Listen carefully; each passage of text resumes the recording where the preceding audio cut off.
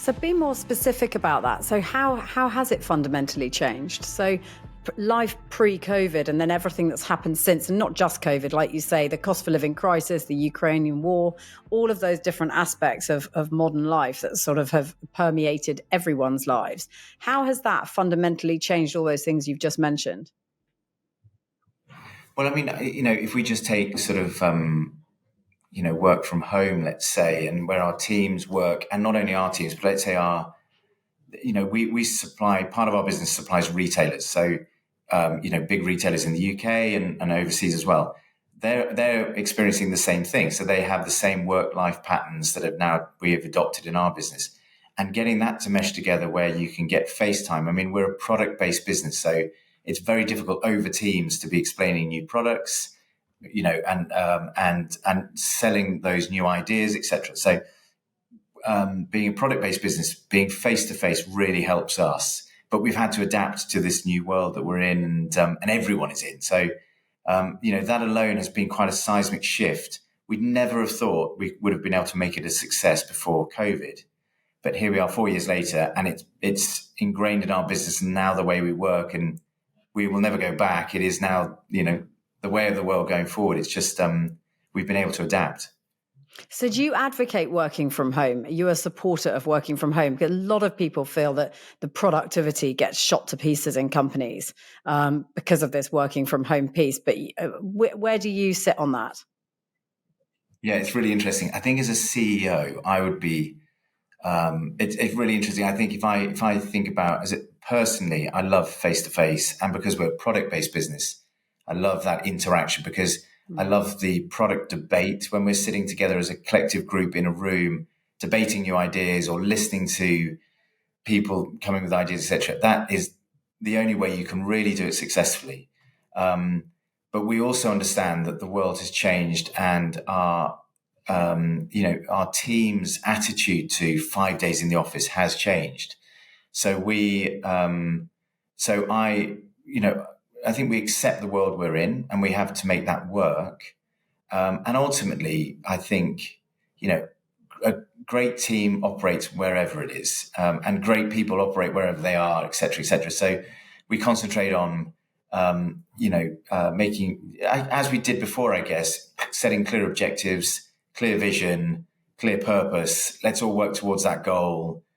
We do want to develop a, high performance culture. We're ambitious. We want to grow.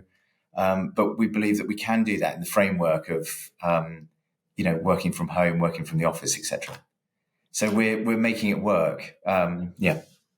Certainly, one of the things that I know Ben is always trying to find a solution for is with designers and engineers and the way in which they think and the way in which they operate is the collaboration piece. Just making sure that everyone's on the same path. And there's always, I suspect, this thing with designers where they want to come up with that breakthrough idea. They want to have that light bulb moment, which everyone's like, "Oh my God, this is amazing! How did this happen?" I mean, how do you make sure that people, especially when if they're working from home, that they collaborate, that it's a pool of resource as opposed to anyone gunning for just individual glory, if you like?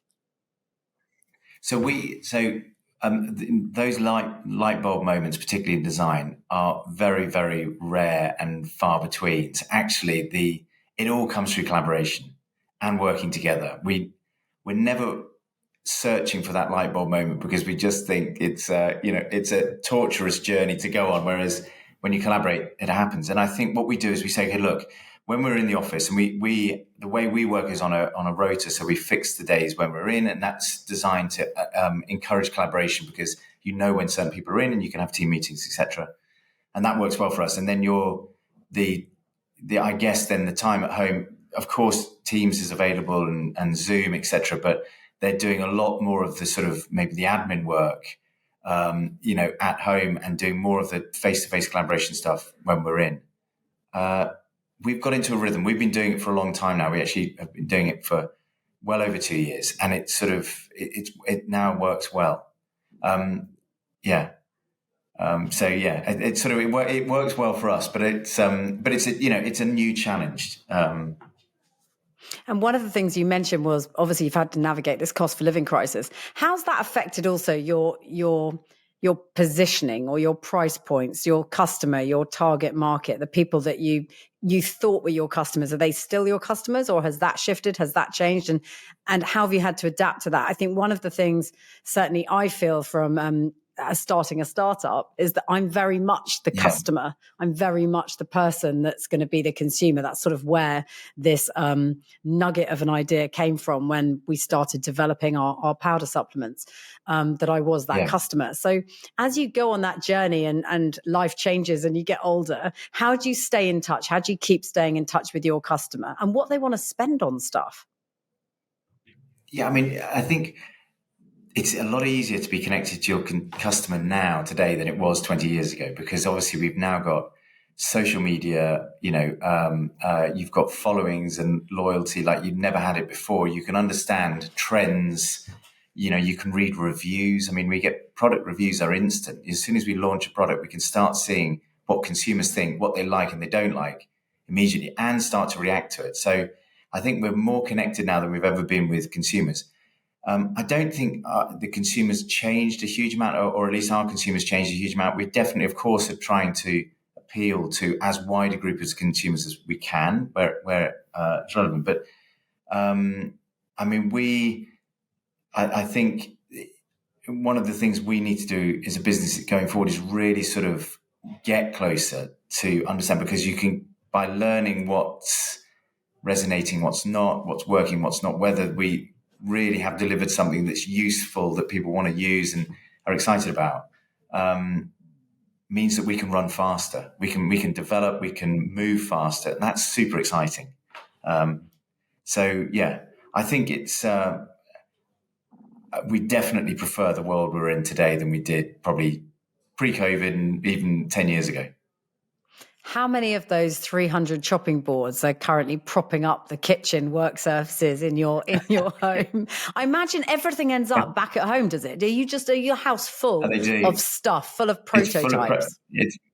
it's full of prototypes, none of which look that nice because they were all sort of like they were all in the development process. So they're all tucked away in drawers and cupboards, and you know they don't come out when we have people around. But but yeah, we've got plenty. I mean loads, and it's everything. I mean, I've got prototypes of everything at home, as you can imagine. And then, you're trying to break stuff. I mean, like, the prototypes we have is like, take it home, use it for 6 months and try and break it.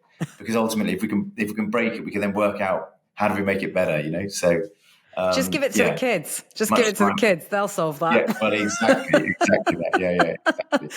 I mean, I love the fact that you're handing stuff to the children and saying, try and break it. That's not a good life lesson. That's not helpful.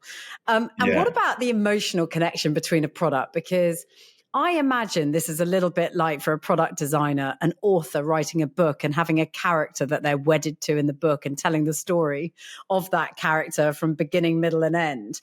I mean, is that a little bit like how you feel about some of your products?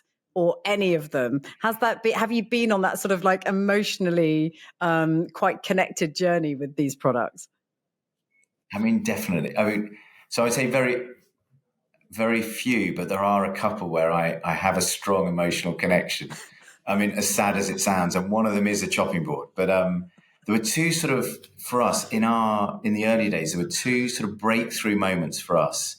And one was when we were when we were probably less than 2 years old, and we were struggling to make the business a success, and we were running out of money, and we had these four products, of which one was a glass chopping board, and there was a buyer at a department store in the UK that had the belief in us, and she shouldn't really have, and she backed us just on our chopping boards, and that saved our bacon meant the business survived. That was one, and she also said to us, "Look, I love what you do with the chopping boards. Do more, because I'm the kitchen buyer of this department store, and I'll buy more from you. I'm not the clock buyer.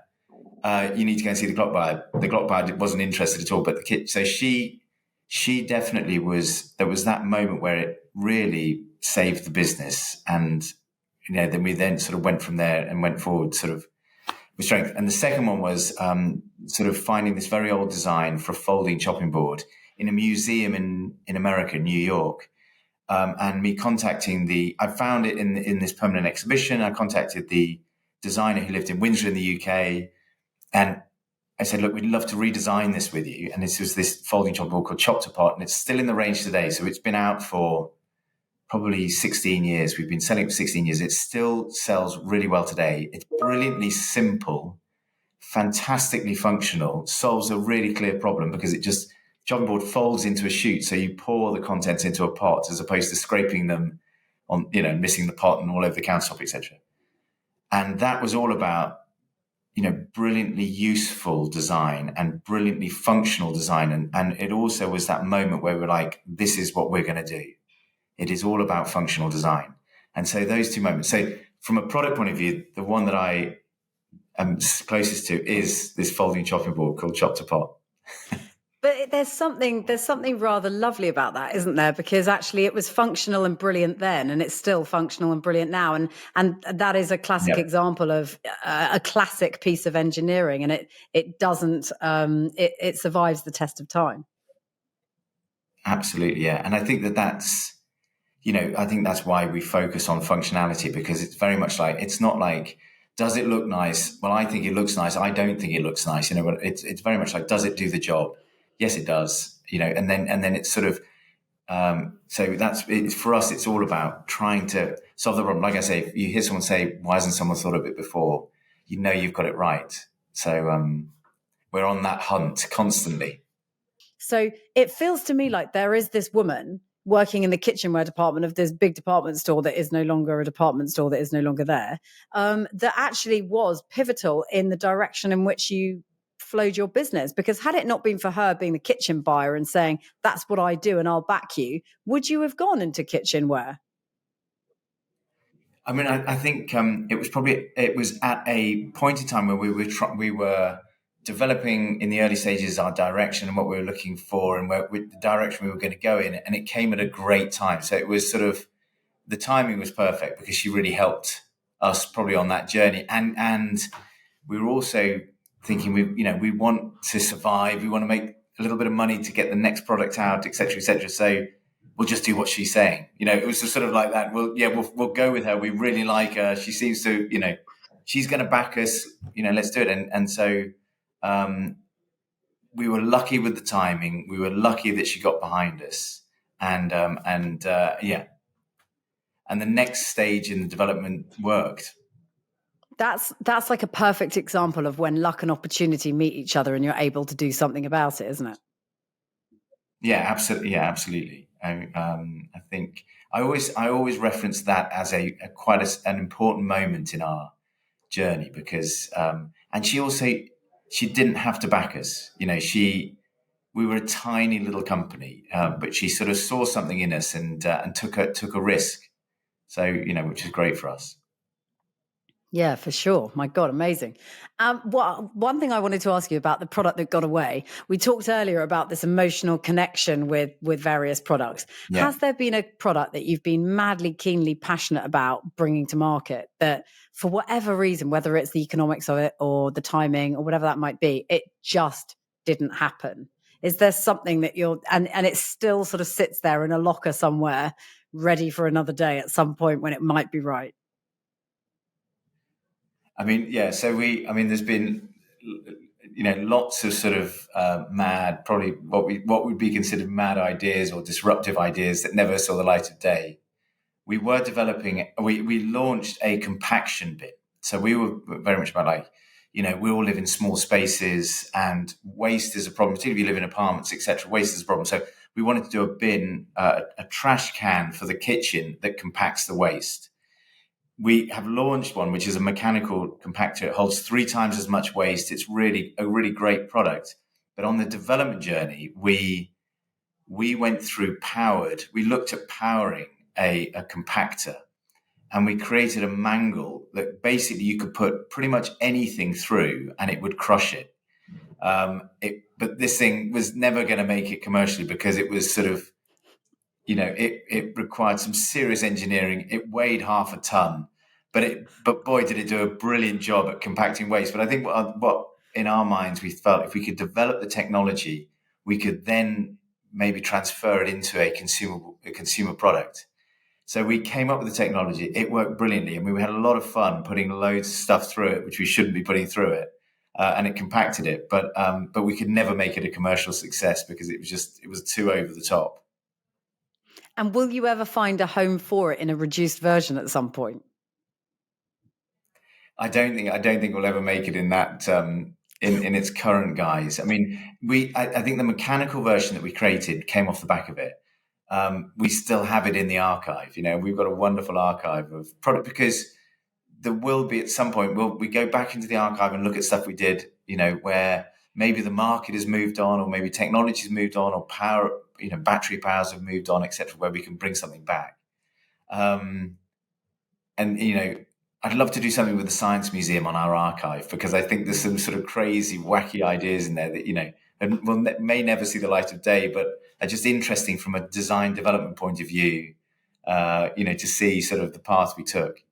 So hold out hope, but we'll see.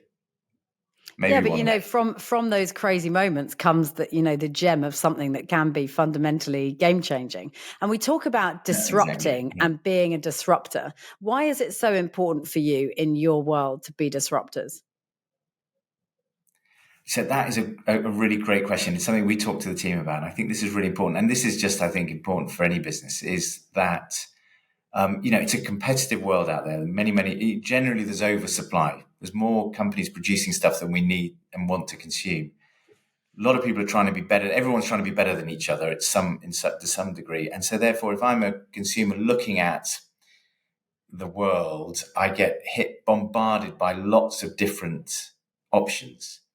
And if you can try to be different and disruptive and really go beyond where a lot of other competitors go and really push those boundaries to offer something really unique and different that is useful and purposeful, solves a problem, you have a higher chance of success, I think. And so we think. So that for us is the journey we've gone. It's also super exciting. You're breaking new ground or trying to break new ground. That we're on a journey. We're on a journey with our business to try and continue to build it in the future, but and develop really great new innovative product. So that's the bit we love. So the disruptive journey is exciting. I think if it's just about trying to be better than the next guy, it's not that exciting. You want to break new ground. So that's very much our mantra and strategy. For the future. It sounds like a good one, a solid one. And what about if in terms of you and in terms of the people that you work with? I mean, you're asking them to perform on a daily basis. You're asking them to be disruptors, to come up with different ideas, and then to make those ideas, from concept to reality. What do you think is a good piece of advice, a tip for people in everyday life for performance? Like, what do you do every day that you think helps you every day to perform better? So I think one of the things, if focus is very important. Try and do what you do, be the best at what you do. And so if it's in our world, do one thing really, really well and just be brilliant at it and be better than everybody else. So focus, and it's, as success comes, I guess, you get loads of opportunities that come and it can then become quite distracting. But actually, if you go back to your core principles that were what got me to where we are today and try and, focus on that and be better at it. Because if it got you to where you were today and you're successful, it will continue to deliver as you develop it. So I think focus is really important for us anyway. From a day-to-day, from my perspective, from a day-to-day, it requires a huge amount of, it's hard work, it requires persistence, etc.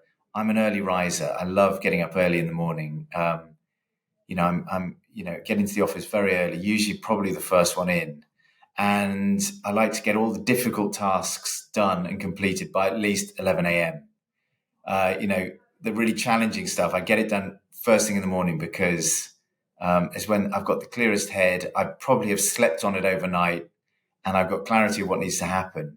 So I get on my to-do list, I put all the difficult stuff at the top and try and get it done first thing in the morning. And then maybe leave the more creative stuff till later in the day. So that would be my sort of, I guess, 2 tips. No, that makes perfect sense, especially if you're sort of an early morning person as opposed to a night owl.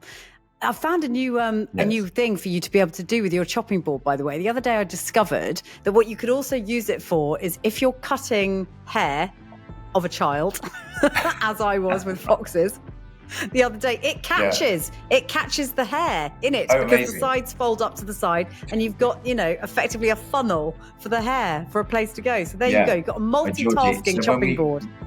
I know. When we come out with our hair care line, you'll be getting commission. I better be at this rate. Yeah. Brilliant. Rich, thanks so much. Pleasure. Lovely to chat to you. Thanks, Georgie.